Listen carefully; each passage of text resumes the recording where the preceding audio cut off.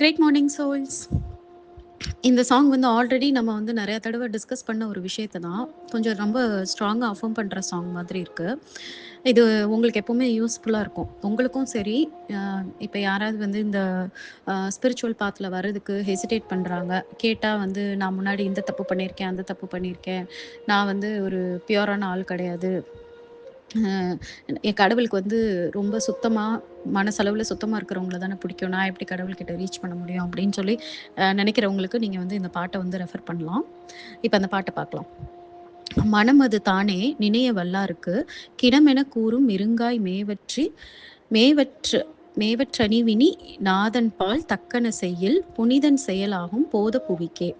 So first லைனில் மனமது தானே நினைய வல்லாருக்கு, அதாவது அவங்களோட ஓன் மைண்டை யாரால வந்து கண்ட்ரோல் பண்ண முடியுதோ, மாஸ்டர் பண்ண முடியுதோ அப்படின்னா என்ன அர்த்தம்னா, ரொம்ப கான்ஷியஸாக அவங்க வாழ ஆரம்பிச்சிட்டாங்க அப்படின்னா, நம்ம இன்னைக்கு என்ன பேசுகிறோம், எப்படி நடந்துக்கிறோம், மனசில் என்ன சிந்திக்கிறோம், அது கரெக்டாக தப்பா, அது வந்து நம்ம வந்து இறைவனை நோக்கி போகிற வழிக்கு மேட்சாக இருக்கா இல்லையான்னு சொல்லிட்டு நம்ம ஒவ்வொரு நாளுமே 24 மணி நேரமும் நம்ம மைண்டுக்குள்ளே என்ன ஓடுதுன்றதை ஒரு இன்னொரு பர்சனாக நம்ம நின்று பார்த்து, தேவையில்லாத எண்ணங்கள் வரும்போது அதை டைவர்ட் பண்ணி பாசிட்டிவாக மட்டும் நம்மளை வந்து வச்சுக்கிட்டு, நம்ம சோல் வந்து ரொம்ப பவர்ஃபுல்லாக இருந்து எல்லாத்தையும் வந்து ஸ்ட்ராங்காக வந்து ஹேண்டில் பண்ணக்கூடிய அளவுக்கு யாரெல்லாம் வந்து நினைக்கிறாங்களோ அதுதான் இங்கே வந்து இந்த ஃபர்ஸ்ட் லைனில் சொல்லியிருக்காங்க.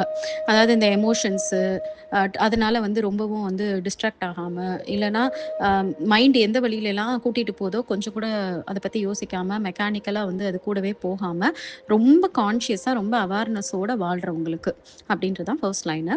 கிணமென கூறும் இருங்காய மேவற்று ரெண்டாவது லைனு, அதாவது பாவம்னு சொல்லப்படக்கூடிய பெரிய பாவங்களாம், அந்த பாவங்கள் எல்லாத்தையும் கூட வந்து அவங்க வந்து விரும்பாம அப்படின்னு சொல்லியிருக்காங்க. அப்படின்னா என்ன அர்த்தம்னா, ஆல்ரெடி வந்து அவங்க வந்து நிறைய பாவங்கள் வந்து பண்ணியிருப்பாங்க முன்னாடி.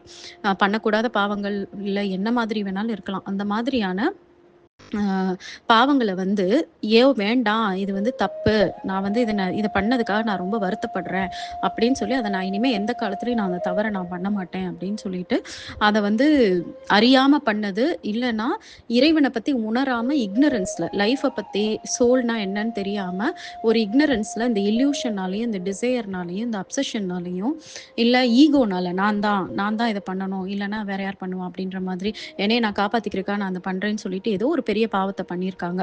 ஆனால் ஒன்ஸ் வந்து அது வந்து ரொம்ப ரொம்ப தவறு, அதை நான் பண்ண மாட்டேன் அப்படின்னு சொல்லிட்டு அதை விரும்பாம வர்றவங்க அப்படின்றது தான் இதில் சொல்லியிருக்கு. ஸோ லைன் 3 வந்து தனிவினி நாதன் பால் தக்கன செய்யில், அதாவது நல்ல விஷயங்கள் நல்ல செயல்களை இறைவனுக்கு ஒரு அர்ப்பணிப்போடு நம்ம செய்கிறது, தர்ம வழிப்படி நடக்கிறது, அதை தான் இங்கே வந்து சொல்கிறாங்க.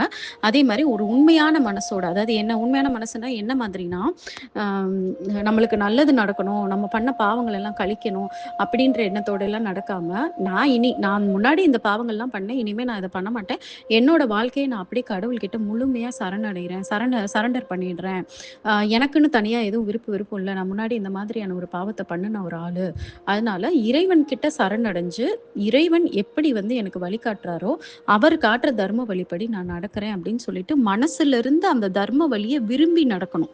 எந்த விதமான பர்பஸ் செல்ஃபிஷ் ரீசனுக்காக வந்து அதை நடத்தாம தானே விரும்பி தன்னை இறைவன் கிட்ட முழுமையா ஒப்படைச்சு வந்து ஒரு வாழ்க்கையை வாழ ஆரம்பிக்கிறது தான் இதுல வந்து சொல்லியிருக்காங்க லைன் 3ல.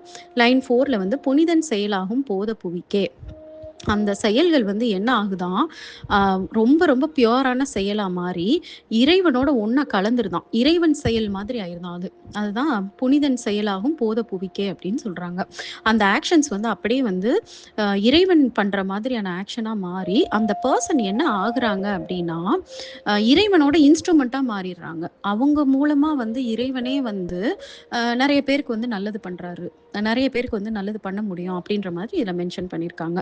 அப்போ அந்த பாஸ்ட் பற்றின எந்த விதமான ஐடென்டிட்டியும் அவங்களுக்கு இல்லாமலே போயிடும். இவங்க பாஸ்டில் இந்த தப்பு பண்ணவங்க, இந்த விஷயம் பண்ணவங்க, இந்த மாதிரியான வாழ்க்கையை வாழ்ந்தவங்க அப்படின்னு சொல்லி யாருமே சுட்டி காட்ட முடியாத மாதிரி ரொம்ப ஒரு பியூரான ஒரு லைஃபு. ப்ளஸ் அவங்களே வந்து இறைவனோட இறைவனாக வந்து கலந்துருவாங்களாம். அப்போ பார்த்துக்கோங்க எவ்வளோ பவர்ஃபுல்லான ஒரு பாட்டு இதுன்ட்டு. முன்னாடி காலத்துல வந்து இப்ப ராமாயணம் எழுதினவரே வந்து அ ஒரு திருடனா தான் இருந்தவரு, கொள்ளைக்காரனா இருந்தவரு அப்படின்னு சொல்லுவாங்க. இந்த மாரி முன்னாடி நெறைய தவறுகள் பண்ணவங்க, அதுக்கப்புறம் வந்து அ தன்ன உணர்ந்து, இறைவன உணர்ந்து, அப்படியே இறைவன் கிட்ட முழுமையா அப்படியே தன்ன வந்து சரண்டர் பண்ணி, அம் இறைவன் காட்டுற வழியில, இறைவன் வந்து தன்னோட சோல்க்கு என்ன பர்ப்பஸ் குடுத்துருக்காங்களோ, அந்த பர்ப்பஸ நோக்கி போயி, அவங்க தான் வந்து பெரிய பெரிய காவியங்கள்லாம் படைச்சிருக்காங்க. பெரிய பெரிய மாற்றத்த வந்து கொண்டு வந்திருக்காங்க.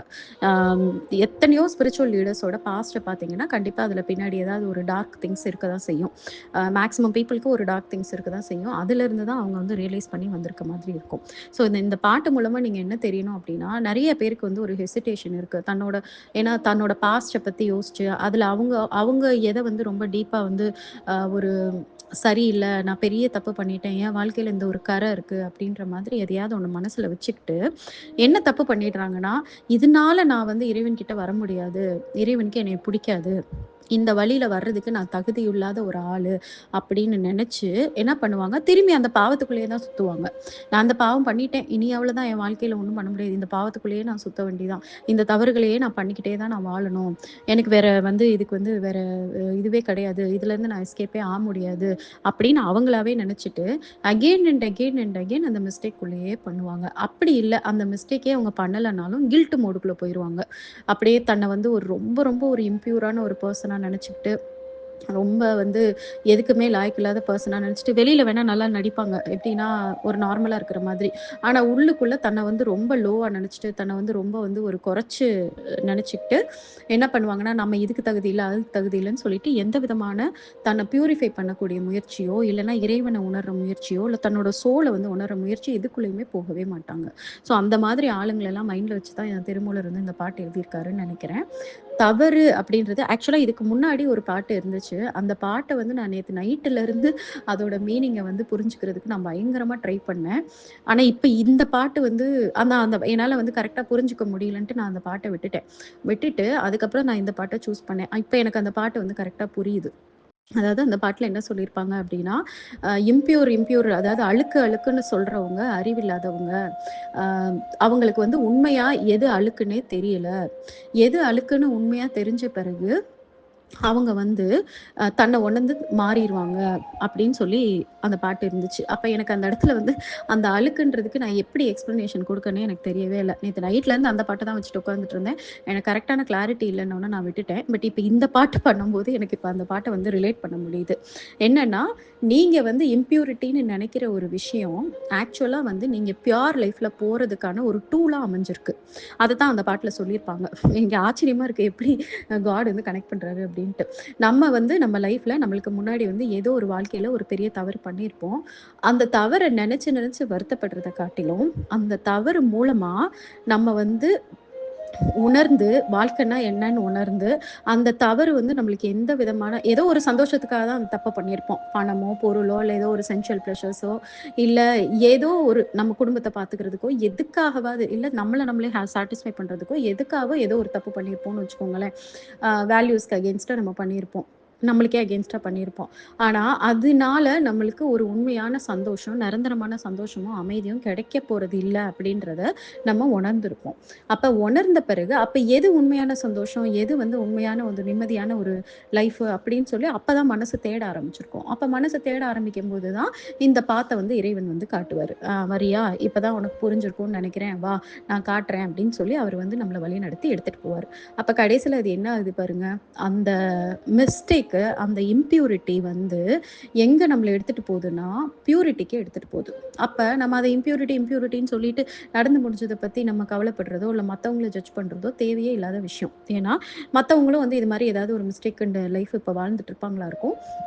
அவங்கள போய் நம்ம ஜட்ஜ் பண்றத காட்டிலும், அவங்க லைஃப்ல அந்த மிஸ்டேக்க வந்து நடத்தி, இறைவன் வந்து எது உண்மையான சந்தோஷம், எது உண்மையான ஒரு நிரந்தரமான ஒரு ஒரு வாழ்க்கை, நிரந்தரமான உன்னோட சோல் பர்ப்பஸ் என்னன்னு புரிய வைக்கிறதுக்கு, சில நேரத்தில இந்த மாதிரியான ஒரு மிஸ்டேக் அண்ட் லைஃப அவரே வந்து டிராமா மாதிரி பண்ணி அவங்கள எடுத்துட்டு போவாரு. அப்ப நம்ம அத புரிஞ்சுகிட்டு, நம்ம அவங்கள உட்கார்ந்து ஜட்ஜ் பண்ணிக்கிட்டு, நம்ம அவங்கள வந்து கேவலமா பேசுறத காட்டிலும், நம்ம லைஃப மட்டும் நம்ம ஃபோக்கஸ் பண்ணிட்டு, அவங்களோட நேரம் வரும்போது அவங்க புரிஞ்சுப்பாங்கன்னு சொல்லிட்டு, நம்ம விலகி வேணா இருக்கலாம். அவ்வளோதான். மத்தபடி இன்னொருத்தவங்கள பத்தின காசிப்போ, இன்னொருத்தவங்கள பத்தின ஜட்ஜ்மென்ட்டோ நம்மளுக்கு தேவையே இல்ல. அதே மாதிரி நம்ம லைஃப்ல சின்ன வயசுல இருந்து பாஸ்ட்ல ஏதாவது ஒரு மிஸ்டேக்ஸ் நடந்திருக்கும், ஏதாவது ஒரு தவறுகள் நடந்திருக்கும். அத வச்சு நம்மள குறைச்சு எடை போடணும்னு அவசியமே கிடையாது. ஏன்னா, இது எல்லாமே டிவைனோட ப்ளே. அது நடந்தனால தான் இன்னைக்கு நம்ம வந்து இதெல்லாம் பண்ணிட்டு இருக்கோம். இப்பதான் அது நடந்தனால தான் நம்ம இறைவன உணர்றோம். அது நடந்தனால தான் நம்மளோட ஆத்மாவ உணர்றோம். அதனால தான் மாயைனா என்னன்னு புரிஞ்சுக்கிட்டோம். இக்னரன்ஸ்னா என்னன்னு புரிஞ்சுக்கிட்டோம்.